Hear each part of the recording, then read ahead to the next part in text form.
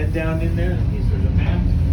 Apologize for all the noise, but it's going Good, thank you. Where are you folks all from? We're from Washington, DC or state? state. Where are you guys from? DC. Corona. Okay, this is a map.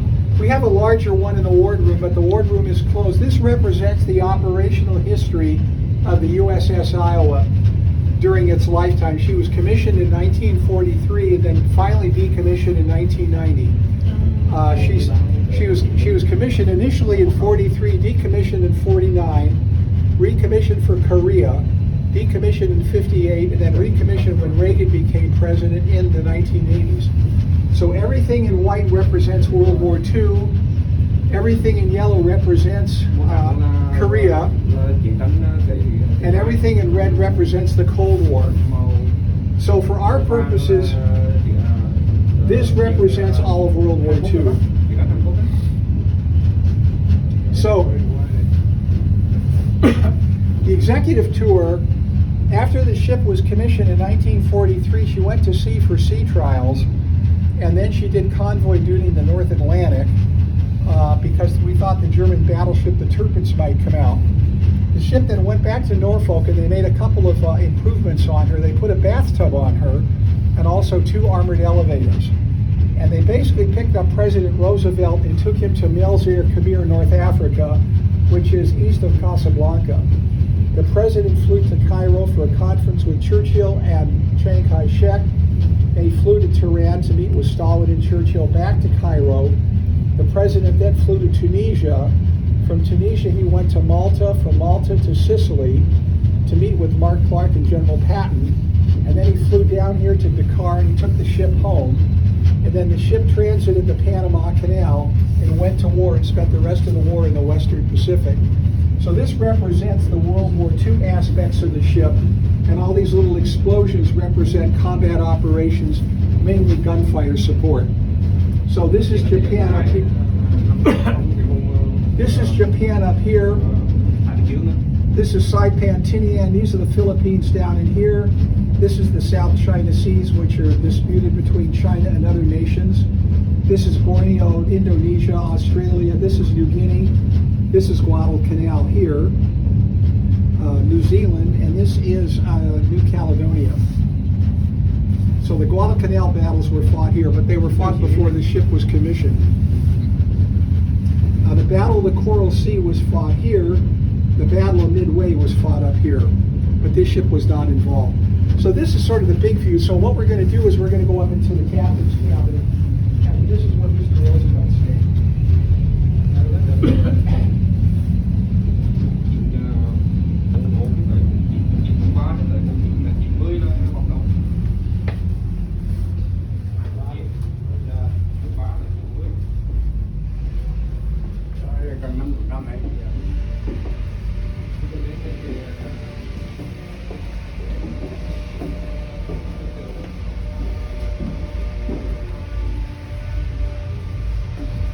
Yeah.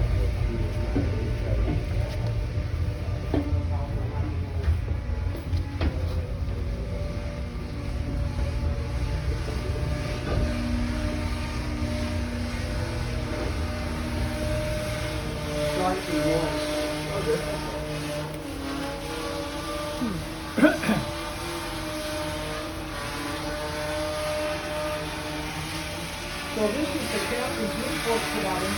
This is where the captain stood when the ship was in port. And if the captain's speaking go down, this is what it looked like in 1943.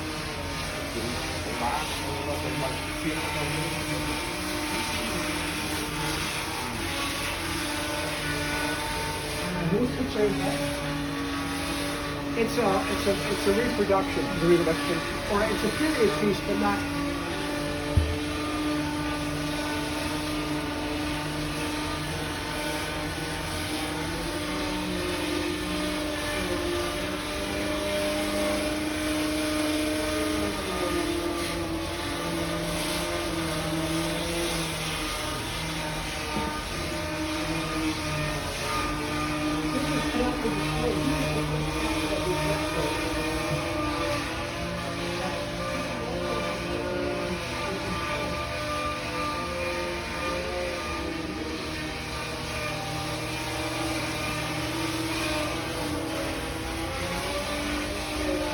The ship was back in San Francisco during the war. They have two of the propeller shafts replaced.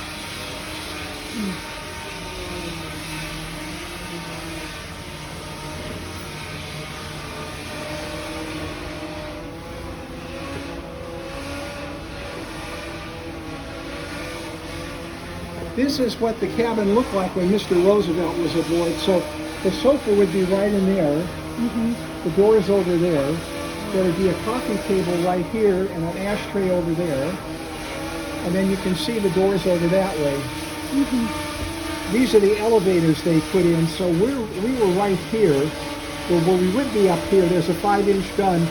So there was an elevator that took him from the main deck up here to go into the captain's cabin, and then an elevator that would take him up to the flag bridge in case we were in combat.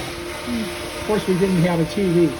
The desk is original to the ship, and this is too. But this is made of metal. Oh. So this is the original one right here? This Yeah. one is that one right here? Yeah.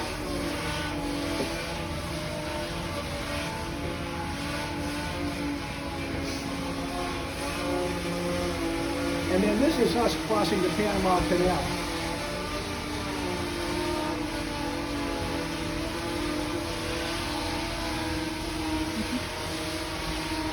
Cái đâu ở chỗ này cái kinh á.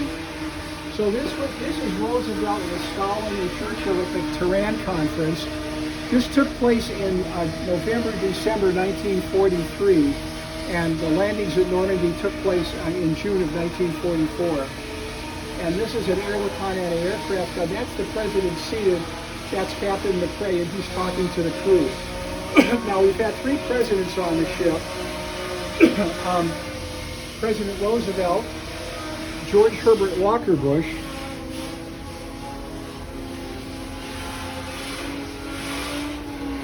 he was on when the ship was commissioned. Mr. Reagan in 1986 for the anniversary of the Statue of Liberty.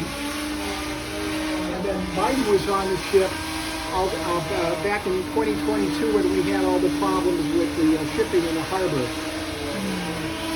So when the president went over, he went over with his high command.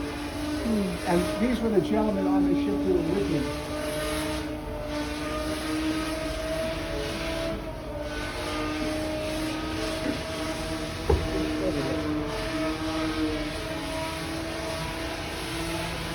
This was Admiral William Leahy. He was the most senior ranking officer in the military. He had been the chief of naval operations. He had also been the ambassador to Puerto Rico, the governor general of Puerto Rico, and ambassador to Vichy, France. He was a widower, and Roosevelt said, "Bill, if we go to war, I'm bringing you back to active duty." So he became the chief of staff to the President of the United States. Eventually, he's the equivalent to the chairman of the Joint Chiefs. Okay. This is General George Catlett Marshall. He was the chief of staff of the U.S. Army. He was appointed in the spring of 1939, but he didn't take office until his predecessor retired, and that took at the end of August 1939. So when he walked into his office, which was the old Army-Navy building next to the White House, they wore civilian clothes, and he went to work on September 1st, 1939, which was the day that Hitler invaded Poland. Oh, so on the same day? Same day. Oh. So Marshall was the chief of staff for the next 5 years. Churchill called him the architect of victory. The United States Army at that point only had 270,000 personnel, including nurses, Philippine scouts, and the Army Air Force. By March of 1945, it had 8.3 million men. Marshall was married twice. His first wife, Lily, died of a heart disease when she was in the late 20s. He married a woman named Catherine Brown, who was a widow. She had 3 children, 2 boys and a girl. He was very close to the youngest son, who originally didn't want the marriage to take place. Their father had been killed, had been murdered, and he was sort of happy with the way things were, but he changed his mind, and he wrote this lovely letter to Marshall. He was only 12 years old at the time, something to the effect, "A friend in need is a friend indeed." Tragically, Captain Brown was killed by a German sniper commanding a tank unit in the Alban Hills outside of Rome just 1 week before D-Day. Rome was taken on June the 4th. June the 6th was the cross-channel attack at Normandy. Admiral Ernest King was the chief of naval operations and commander-in-chief of the fleet. He was ruthless. And Roosevelt knew exactly what he was getting. He replaced Admiral Stark. This was not a man who you want to cross. And he basically was responsible for the buildup of the Navy. He was fighting a two-ocean war, the war in the Pacific and the war in the Atlantic. The war in the Atlantic was much more existential because German submarines were sinking all of our convoy ships. So it was absolutely essential to do something about it. This was Hap Arnold, who was head of the Army Air Corps, learned how to fly from Wilbur Wright. And this was Harry Hopkins, the president's civilian advisor who lived in the White House. Roosevelt could send him on special missions that he himself couldn't go on. That's like a national advisor. Yeah, and he was, his youngest son Stephen was killed. He was 18 years old. He was killed by a Japanese sniper at Kwajalein Atoll 3 months after this voyage. Roosevelt had 4 kids in the military, in the Navy, and also in the Marines. So everybody had skin in the game.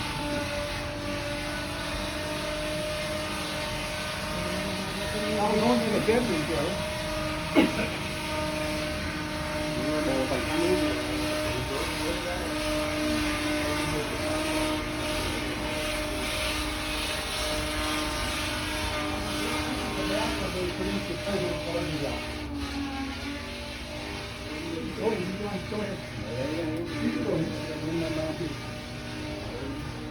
Where are you folks from? You're from Toronto. Yeah.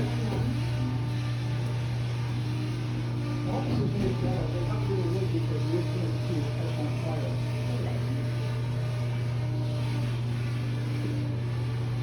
Tắm ngoài kỷ niệm đấy. So the president had polio, so he couldn't stand up. So they put in a bathtub, and you'll notice the bathtub is angled at 45 degrees, so he could slide in.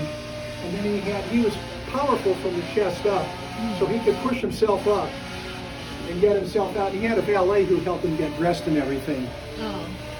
He would get rubbed down on his legs.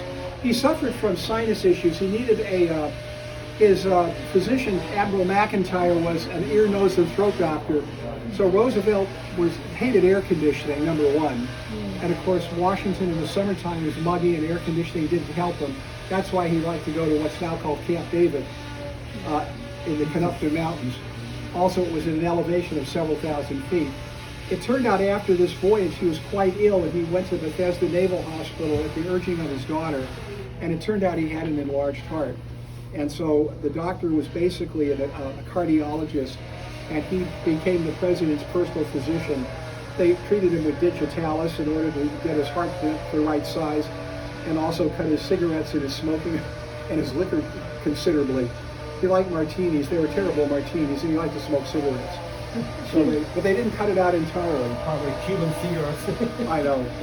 Whatever. Okay, we're going to go this way.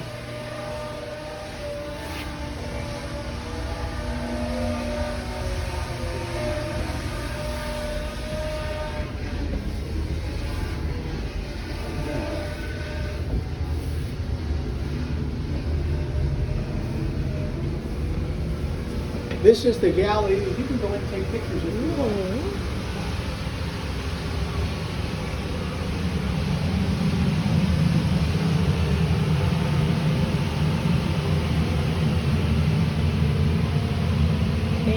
Để cô sữa bò. Sữa bây giờ hiện đại rồi đó.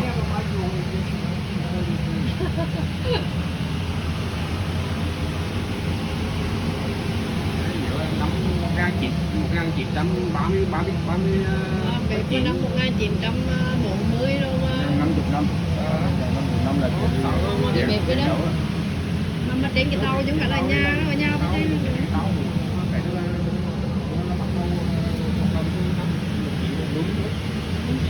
Họ để lại đi nên mình cà rốt già đó ngon.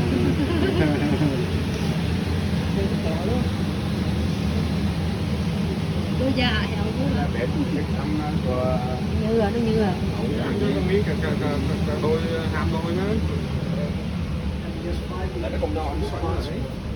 If you're facing the front of the trên ship, chiếc tô á. all the cabins would be numbered. Port would be 135.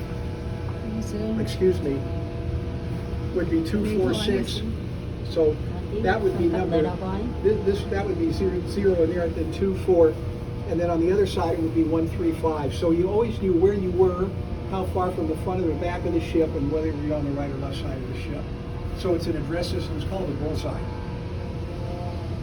Okay, well, I'm going to take you guys up to see something more interesting than that.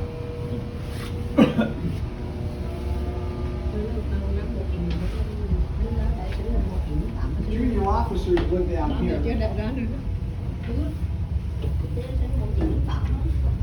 Thì sau đi làm đó là bà mẹ đã sinh ra.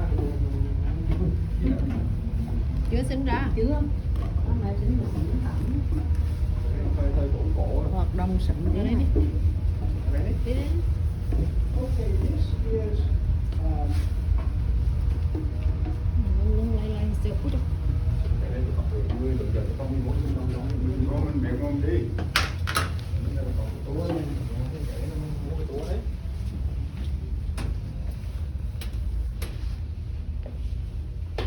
okay, we had a number of high-ranking personnel on the ship. Cho cô coi cái máy mềm tận này. I can talk to you now decide as Noesi. Cô cái mềm tận này. Mềm tận hơi sữa này. Okay, this represents the American I didn't Joint go to Chiefs of the Staff that were on the ship. This is Admiral Ernest King, excuse me, Admiral Leahy. And you'll notice Leahy is wearing a yellow fourragère. If you ever see an officer or military person wearing one of those, it indicates